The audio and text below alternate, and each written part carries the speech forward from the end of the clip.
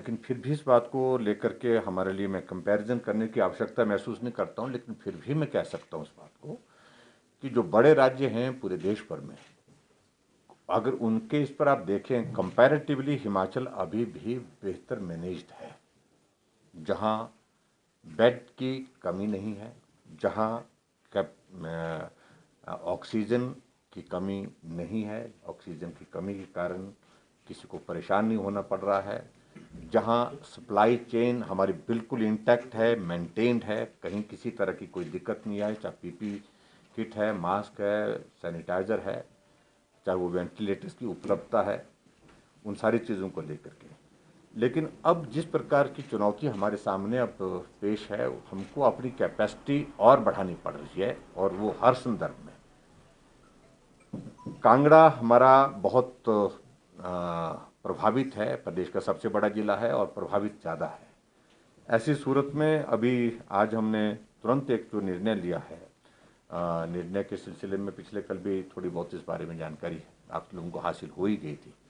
Private sector में जो hospitals हैं उसको भी हम कोविड के लिए अब लेने के लिए आगे बढ़े हैं, और प्राइवेट सेक्टर में जो 50% जो टोटल कैपेसिटी किसी हॉस्पिटल की है उसके 50% जो है हम कोविड के लिए हमने लेने का निर्णय किया है, जिसमें कांगड़ा में कुछ एक हॉस्पिटल जो हैं, चाहे वो सिटी हॉस्पिटल है, चाहे वो विवेकानंद का हमारा पालमपुर का हॉस्पिटल है, चाहे वो बालाजी हॉस्पिटल है, चाहे उसके साथ साथ में अपोलो का भी एक हॉस्पिटल है।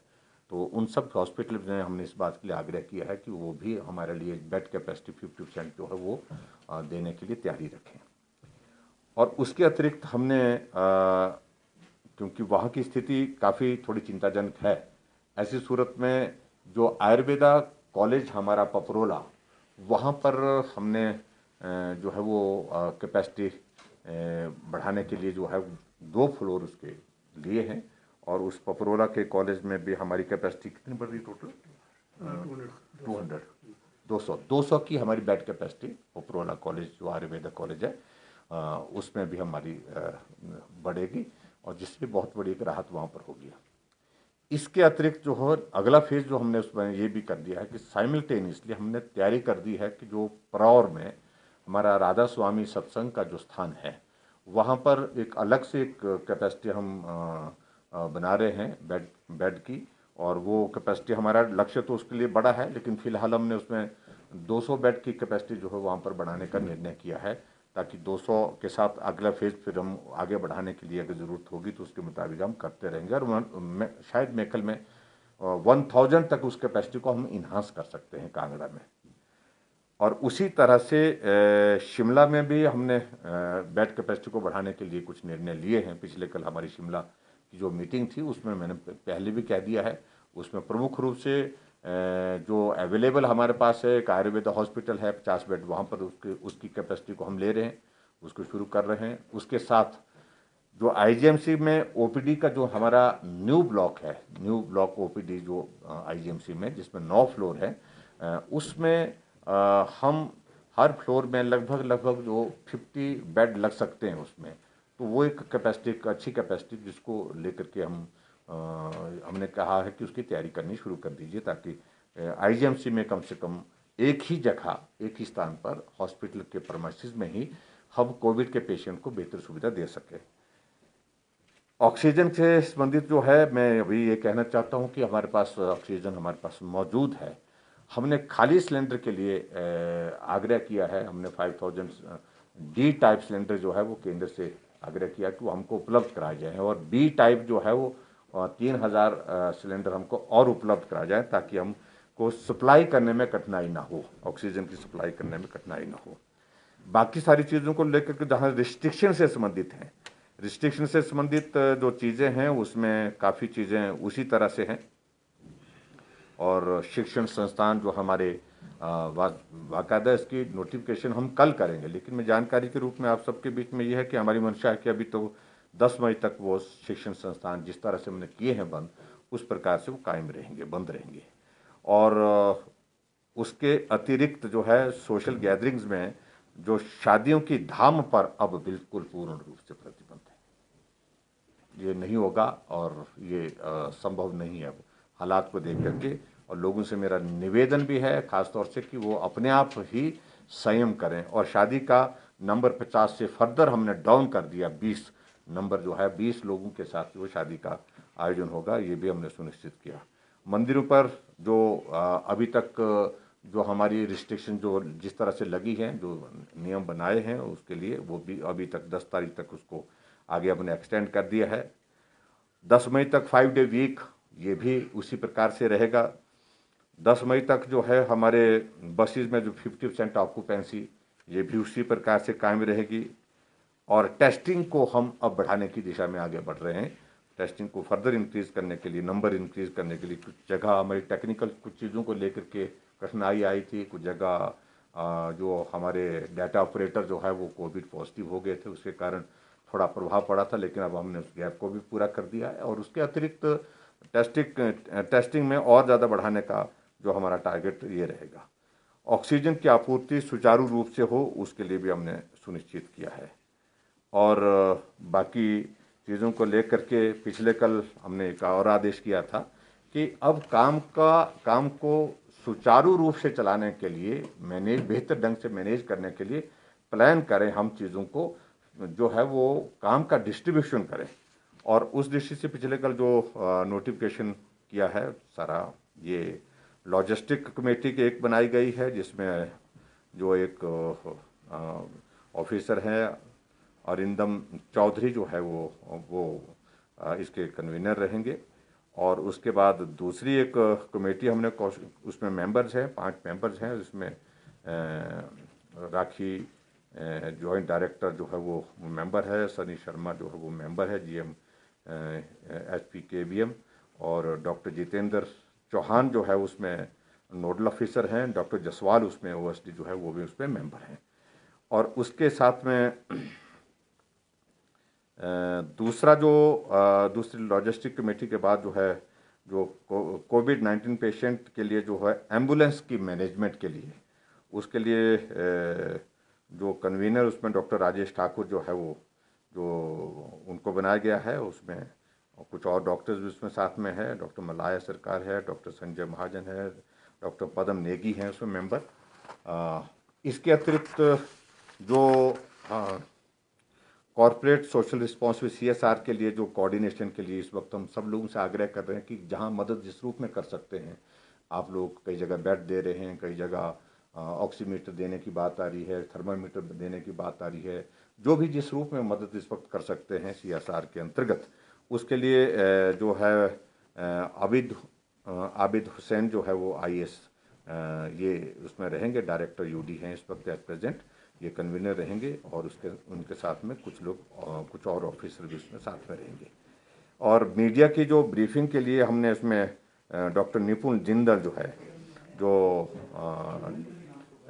NHM के जो हमारे इस वक्त MD हैं, और ये IAS ऑफिसर हैं, ये उसमें देखेंगे। इनके साथ डॉक्टर गोपाल बेरी, डॉक्टर अंजलि चौहान और संजय सैनी, ये मीडिया को कोऑर्डिनेट करने की दृष्टि से इस तरह से काम करेंगे, ताकि एक जो भी चीज़ें इसमें कोविड से रिलेटेड हो रही हैं तो उसकी जानकारी आप तक ठीक प्रकार से समय पर पहुंच सके और उसको ठीक कवरेज भी मिल सके, ये इस दृष्टि से किया गया है। कुल मिलाकर के अभी तक आज की बैठक में हमने यही महत्वपूर्ण विषयों पर चर्चा की है। डॉक्टर्स के लिए इंसेंटिव के लिए हमने प्लान किया है उसमें, और जिसमें अलग अलग कैटेगरी के हैं, चाहे हमारे जूनियर रेजिडेंट डॉक्टर हैं, सीनियर रेजिडेंट डॉक्टर हैं, कॉन्ट्रैक्ट पर जो डॉक्टर्स हैं, और इसके अतिरिक्त स्पेशली जो कोविड ड्यूटी पर हैं, उनके लिए भी इंसेंटिव का हमने इसमें जो है वो प्रस्ताव रखा है, जिसकी डिटेल आपको कल हम आपको दे देंगे। सर, जो ऑक्सीजन सप्लाई की बात कर रहे हैं, हमारे पास ऑलरेडी रिक्वायरमेंट से बहुत ज़्यादा मात्रा में उपलब्ध है, करीब 10-12 टन डेली बेसिस पे अवेलेबल है। लेकिन जो होम सप्लाई की बात करते हैं, जो सिलेंडर अपार्ट फ्रॉम कोविड भी हैं, कोई एस्थमेटिक पेशेंट है, उनको रीफिल अवेलेबल नहीं है, उसके लिए क्या व्यवस्था की जा रही है? क्या गवर्नमेंट के जो फिलिंग प्लांट्स हैं PSA प्लांट्स हैं, क्या वहाँ से रिफिल कर पाएंगे या कोई व्यवस्था इसके लिए गवर्नमेंट ने की है? क्योंकि they still have a shortage of oxygen, liquid oxygen, despite कि हमारे पास सरप्लस है। मुझे लगता है कि ये सिर्फ मैनेज करने वाला पार्ट है, ये सप्लाई से रिलेटेड ज़्यादा बहुत बड़ा इसलिए नहीं है क्योंकि उसका मैनेजमेंट वाला पार्ट, क्योंकि अभी फोकस जो है वो ज़्यादा हुआ है कोविड पर, और कोविड को स्वाभाविक रूप से प्रायोरिटी भी देना आज की तारीख में आवश्यक है। लेकिन हम इस बात को सुनिश्चित करेंगे जो इस प्रकार के पेशेंट हैं जो जिनको ऑक्सीजन की रिक्वायरमेंट रहती है किसी और बीमारी के कारण भी और सारी कोमॉर्बिडिटीज़ के कारण, तो जिसके कारण उनको ऑक्सीजन जो है अपने अपने इस पर लेनी पड़ती है, निवास पर भी लेनी पड़ती है जहाँ वो रहते हैं, तो उनको सुनिश्चित किया जाए। ये अपने ध्यान में लाए पॉइंट, इसको हम निश्चित रूप से इसका समाधान करेंगे। सर 1 मई से जो है 18 साल के ऊपर लोगों को जो है वैक्सीन लगनी है, सर कितनी तैयारी है और क्या हमारे पास डोज है पूरी? सर नहीं, देखिए, अभी कोई हाँ। डाटा भी भेजा है राज्य सरकार ने केंद्र से कि कितनी रिक्वायरमेंट हमें रहेगी, बिल्कुल। कब से शुरू होगा? क्या लगी हाँ, पाएगी सिर्फ हफ्ते की कि फर्दर एक्सटेंड करना पड़ेगा सर? नहीं, देखिए, मैं पहले दिन ही स्पष्ट कर सका हूँ, इसमें कोई कंफ्यूजन मत रखना चाहिए। बड़ी आप लोगों के ऊपर भी ये बहुत बड़ी जिम्मेवारी है। हम चाह रहे हैं कि जब ऐसा संकट है हमारी क्लियर चीज़ें क्लैरिटी के साथ जानी चाहिए। नंबर 1, डेट ये तय किया है कि 1 तारीख के बाद इस अभियान को शुरू करेंगे, लेकिन subject to the availability of vaccine, एक बात। और इसमें नंबर बहुत ज़्यादा होगा। स्वाभाविक रूप से 18 साल से जो 45 साल से कम उम्र यानी 44 ईयर्स का जो ये होगा नौजवान होगा, वो उत्साह के साथ आएगा भी। इसलिए पहले दिन से हमने कहा है कि ऐसे भाग दौड़ में नहीं, रजिस्ट्रेशन का प्रोसेस हमने शुरू करने के लिए कह दिया है। वो प्रोसेस शुरू है और उसके पश्चात स्टैगर करेंगे।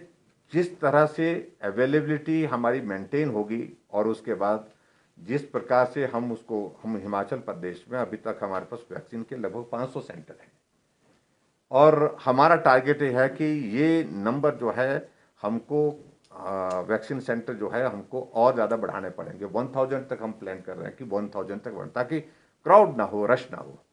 और हमारी 1 वीक की जो है रिक्वायरमेंट जो है वो रहेगी लगभग 5 लाख के लगभग वैक्सीन की अवेलेबिलिटी हमारे पास होनी चाहिए।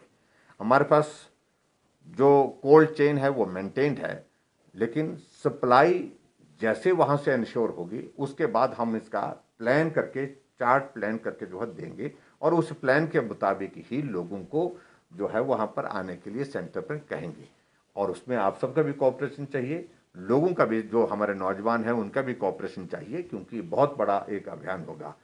इस वक्त हमारा पूरा हेल्थ केयर का जो हमारा जो वर्कर है वो ज़्यादा फोकस कोविड के पेशेंट के लिए लगा हुआ है।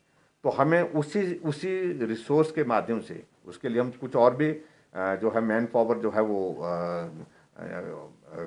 खड़ी कर रहे हैं, तैयार कर रहे हैं, जिसके माध्यम से इस अभियान को भी हम ठीक प्रकार से चला सकें।